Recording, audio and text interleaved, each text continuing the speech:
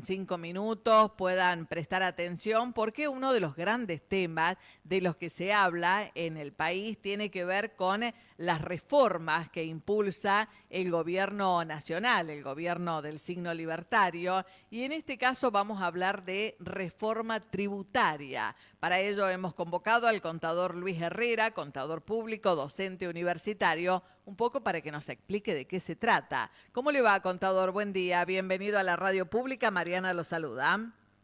Buenos días, Mariana, un gusto para mí y buen día a la audiencia y al equipo. Bueno, la verdad es muy lindo poder charlar con un docente, porque necesitamos docencia acerca Bueno, de qué se trata esta reforma tributaria tan mentada, ¿no? Junto con la reforma laboral y la reforma previsional. exactamente, usted lo menciona muy bien, forma parte de un paquete de anuncios que hizo el presidente, incluso en un acto antes de las elecciones, Sí. ¿no? Con estos nombres un poco rimbombantes que suelen ponerle a las cosas, hablaba del plan Argentina Grande otra vez. Dentro de estos planes estaba precisamente la laboral, que es un tema también que da para hablar bastante, Ujú, porque tiene muchas aristas que van a impactar en los trabajos de todos, ujú. y estaba la tributaria. La tributaria es como que no tiene tanta prensa, a uno no le da mucha bolilla, pero la verdad que al final termina impactando, porque hay tres ejes principales que son los que vienen. A ver, contador, se me perdió. Contador, a ver, me parece que se cortó. Oh, estaba muy interesada yo escuchando. A ver si lo recuperamos. Se cortó, qué macana. Digo, estamos con muchos problemas, obviamente, ahí les leo un comunicado que me acaba de pasar Víctor. Hay problemas muy graves en las comunicaciones. Esta caída de las páginas, sí, arrastra otros problemas también. Caída mundial de un servidor. Hay un servidor caído que afecta en este caso a Apos también. Atención, esto es información de último momento. Lamentamos informar que estamos experimentando una caída masiva del servicio de Internet debido a un fallo en Cloudflare, un proveedor de servicios de infraestructura de Internet. ¿Está el contador Herrera? Bueno, seguimos con él. Ojalá no se me vaya con estos problemas del servidor que afecta a las comunicaciones a nivel mundial. Lo seguimos escuchando, contador. Nos quedamos en esto de los ejes. Sí, ahí estamos. Bueno, perdón, no sé qué pasó, seguramente alguna cuestión relacionada con lo que usted menciona Sí, es sí, yo creo, probablemente. sí. Ahora, la reforma tributaria, ¿cómo la presentaron? Bueno, tiene tres ejes. Por un Sí. lado, lo que busca es eliminar lo que ellos llaman, el gobierno llama los impuestos distorsivos. Ajá. Son una serie de impuestos pequeños en su recaudación, pero que le agregan mucha carga administrativa, perdón, a las empresas liquidarlo. Mm. Entonces, impuestos como el impuesto al cheque, algunos impuestos internos y demás, que en las administraciones de las empresas generan esa carga, como le digo, y que en el total de la recaudación no se nota. Claro, pero para poder tocar estos impuestos, lo que necesita es primero pasar una ley por ambas cámaras, Congreso, ¿cierto?, de diputados y por senadores, Sí. y por otro lado también conversar con los gobernadores porque va a tocar las coparticipaciones. Ah, Entonces, ah. la iniciativa es buena, incluso los tributaristas están de acuerdo.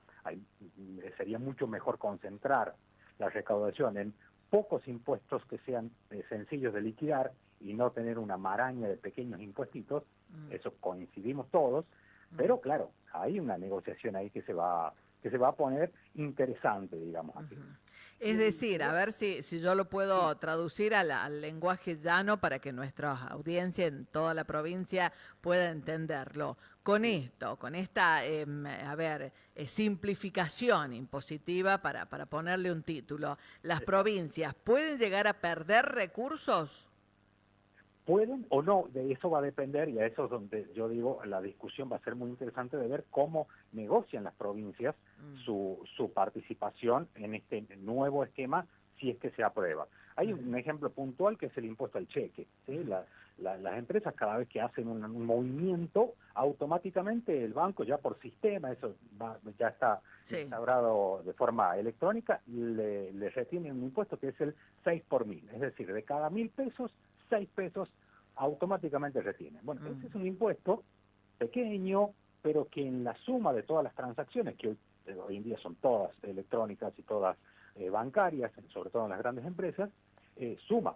Entonces, ese es un impuesto distorsivo, pero que claro, si se elimina la recaudación y por ende la coparticipación que da ese impuesto. Entonces, bueno, habría que, seguramente va a ser objeto de negociación y conversación política, esta cuestión que tributariamente no hay duda, es distorsivo, a nadie le gusta pagar tributariamente. Ahora, políticamente se va a poner interesante.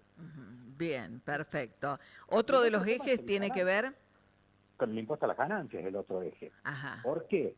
Bueno, primero ha circulado un rumor de que se eliminaría el monotributo. Bueno, el gobierno ya ha salido rápidamente a desmentir eso, así que bueno, por ahora lo vamos a descartar, por ahora, porque aparentemente no iría por ese lado, por la eliminación del monotributo, lo cual me parece bien, y ahí va mi opinión. El monotributo sirve, está bien, podría hacérsele ajustes, sí, por supuesto, pero no debería eliminarse el monotributo porque es una forma que tienen muchos pequeños comercios, profesionales, alguien que da clases particulares, un albañil, bueno, de pequeñas profesiones también que tienen la forma de estar de manera legal, facturar, calificar para un crédito bancario. Entonces, para mí el monotributo no debería eliminarse, ¿no? Para mí y para muchos tributaristas más. Entonces, Bien. esperemos que no, esperemos que no. Bien, perfecto. Es Ahora, ¿qué decir, que en pasaría con estos ganancias? 3 ejes ya Sí, vamos hablando de 2, ¿no? La cuestión del exactamente. monotributo que no se eliminaría, el Sí. impuesto a las ganancias, ¿cómo quedaría? Eso me interesa, porque Bueno, hay en algún momento cuando Milei era legislador, bueno, estaba de sí. acuerdo con eliminar el impuesto a las ganancias de cierto grupo, por lo menos de trabajadores y trabajadoras, que después lo Sí. terminaron pagando igual. Sí, ahí hubo unas idas y vueltas, recuerden cuando estaba terminando el anterior impuesto, exactamente como usted lo dice, estaba en contra, después volvió, etcétera. El impuesto a las ganancias, desde un punto de vista tributario, lo que trata es de gravar más que la ganancia, la renta que tiene una persona. Mm, Ahora, ¿cuál es el eje, y yendo a la propuesta que está queriendo imponer el gobierno? Es que se extienda, pero que sea a la vez más bajo. ¿Qué quiere decir esto? Que más personas queden adentro del impuesto, pero que el monto a pagar sea más pequeño, porque, por ejemplo, una persona, un empleado en relación de dependencia, va a poder deducir todos los gastos que tenga. Ejemplo, va a la librería y hace una compra, pide factura, y esa factura es un gasto deducible. Él va a pagar menos impuestos y, por otro lado, fomenta el blanqueo de que la librería le facture lo que le está vendiendo y no le venda en negro. Entonces, también desde el punto de vista tributario suena lógico, podría ser, incluso muchos países lo hacen, hacerlo de una forma más simplificada, pero volvemos al tema político. Esto va a impactar en la recaudación, seguramente va a impactar en la recaudación, y lo que pretende el gobierno es compensar esa baja del impuesto a pagar a las ganancias con lo que van a pagar de IVA las personas, ¿no? Porque se va a blanquear mucho más la economía. claro. Entonces, son cálculos que hay que hacer, hay cuestiones que hay que tener en cuenta. El sistema argentino necesita, sí, una revisión, no debería salir de entre medianoche, ¿no? Entre gallos y medianoche, como bien dice, sino que necesita una revisión muy pensada y estudiada para mejorar. Ujú. Ahora, contador, usted coincidirá conmigo que el actual sistema tributario, no tiene en cuenta la equidad tributaria por un lado y mucho menos la capacidad contributiva de las personas. Digo esto porque, a ver, los otros días charlaba con una persona que trabaja en una entidad nacional en La Rioja, ¿no? No voy a mencionar cuál porque, bueno, se daría en cuenta todo, pero cobra un contrato de 200.000 pesos, del cual Sí. paga casi 40 y pico, 42 me dijo él, de monotributo. Entonces, en realidad está trabajando por 158.000 pesos. Todos los días, de lunes a viernes, 4 o 5 horas me parece que me dijo por día, y pensaba, bueno, pero ¿cómo una persona que cobra 200.000 pesos de un contrato puede pagar 40, cerremos en ese número, de monotributo, o sea, no se tiene en cuenta la capacidad del contribuyente y mucho menos se tiene en cuenta, me parece, de acuerdo a lo que uno escucha y puede analizar, mucho menos se tiene en cuenta el sentido de federalismo, ¿no? El reparto, que todos recibamos más o menos de manera equitativa. Sino que, bueno, hay una gran concentración en las grandes urbes de los impuestos porque se devuelven a la sociedad en diversos servicios y prestaciones y siempre el interior queda rezagado. ¿Coincidimos en eso? Sí, usted ha tocado dos temas muy importantes, uno es el laboral y otro es el impositivo.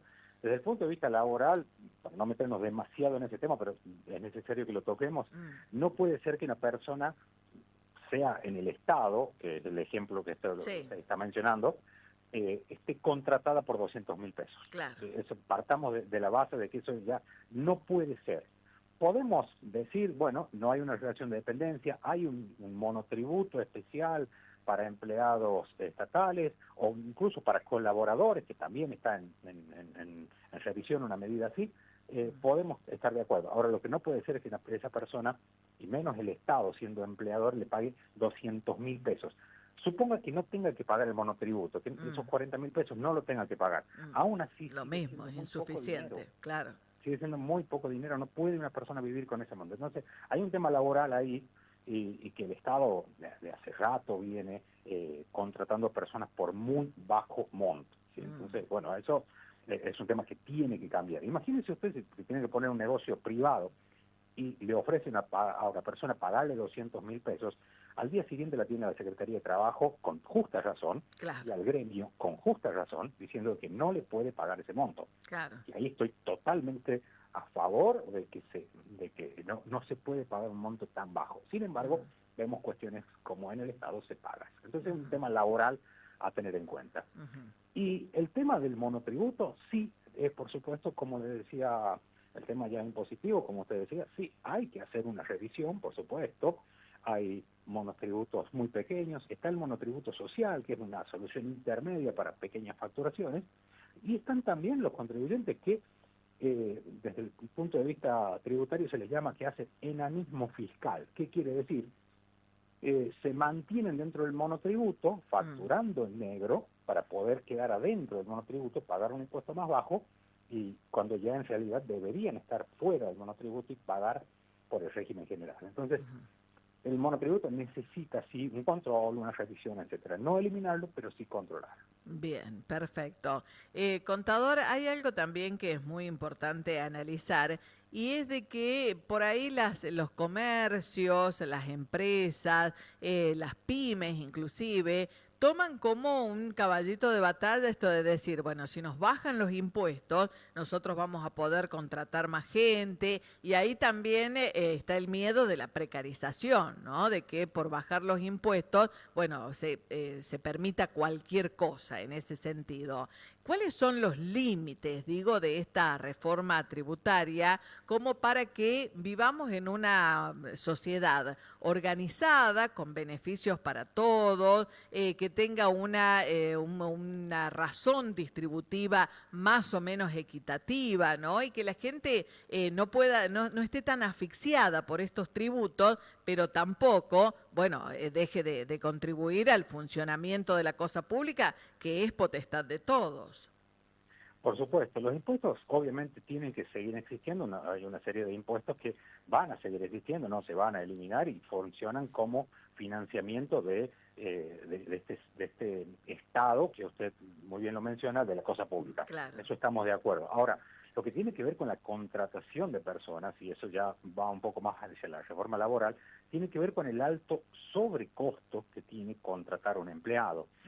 Hoy la mayoría de los empresarios serios, ¿no? Porque están los que aprovechan y están los que dicen una cosa y hacen otra en sus empresas, ¿no? Claro. Pero la mayoría de los empresarios serios, no me refiero a grandes industrias, cualquiera de nosotros conoce un comerciante, un amigo, un familiar que puso una empresa y dice, yo contrataría en blanco a un empleado, pero resulta que del sueldo que le tengo que pagar, que no se lo niego, que está bien, se lo merece porque es lo que necesita cobrar para vivir, pero sobre eso tengo que pagar un sobrecosto de un 50, 55% más. Entonces, si yo contrato a una persona por 800.000 pesos, además tengo que pagar 400.000 más a distintos organismos, llámese ART, ARCA, sindicatos, etcétera. Entonces, ahí está la cuestión sobre la cual creo hay que trabajar por ese sobrecosto laboral que hace que termine saliendo mucho más caro contratar a un empleado. Entonces, esa es la cuestión, el impuesto al trabajo, como se llama, Claro. porque al fin y al cabo es pagar impuestos por tener un empleado. No sé si me explico. Entonces, Sí, sí. ahí es donde tendría que hacer foco, no en el sueldo, la persona debería recibir el mismo sueldo, o mejor incluso, pero sí en ese sobrecosto que es el que de alguna manera está atentando contra las nuevas contrataciones. Bien. En cuanto al impuesto a las ganancias que usted mencionaba, que estaría bueno que más personas lo tributen, pero que el impuesto sea más bajo y que pueda ser deducible. ¿Cuál es el mínimo, por decirlo de alguna manera? ¿Qué mínimo se considera? Digo esto porque el salario básico de la Argentina está congelado y la verdad no alcanza ni para un tercio de la canasta básica. Bueno, hoy el mínimo está, le voy a decir un número redondo porque no me acuerdo exactamente, Sí. pero está en el orden del 1.800.000, en el orden del 1.800.000 aproximadamente. Esto varía un poco si la persona está casada o no, etcétera, ¿no? Pero en el orden del 1.800.000, que lamentablemente en provincias como la nuestra, La Rioja, no tenemos muchas personas incluidas en ese sueldo porque no llegamos. La mayoría Claro. de los empleados riojanos no llega a ese sueldo. Ese es hoy el mínimo no imponible. ¿Cuál sería la idea? Que ese mínimo sea un poco más bajo, es decir, que algunas personas entren a pagar el impuesto, pero que paguen un monto muy pequeño o que puedan incluso deducir todos sus gastos. Veremos cómo sale, porque no va a ser sencillo de implementar, ¿no? Pero hoy por hoy ese es el piso mínimo a partir del cual empiezan a pagar impuestos a las ganancias. Bien, perfecto. Contador, la verdad ha sido un gusto charlar con usted para que nos desburre de todas estas cuestiones que son muy interesantes, sobre todo para que la gente las escuche así en la radio, en casa y pueda masticarlas, pueda pensarlas, a ver cómo Y viene esto de opinar. la reforma tributaria. Sí, y opinar. Humildemente yo le agradezco, el gusto ha sido mío, por supuesto, y yo lo que siempre trato de hacer es comentar esto para que todos podamos opinar. Es decir, si una ley tributaria, laboral, que nos va a afectar, bueno, que todos sepamos de qué se trata y poder exigirles a nuestros representantes, que esa es la parte buena de la democracia, que nuestros senadores, diputados están ahí, Sí, para que nos representen, y si una ley creen que no va a beneficiar, que la veten, que no la aprueben. Y si claro. creen que va a ser beneficiosa, que la aprueben, pero siempre con nosotros los ciudadanos como informados y exigiendo que se sepa todo. Que así sea. Gracias, contador. Por favor, un gusto. Buena mañana. Hasta luego. Ahí estaba el contador Luis Herrera, contador público y docente universitario. Un gusto, la verdad, poder charlar con esta gente que, bueno, tiene estos conceptos clarísimos y que desde lo técnico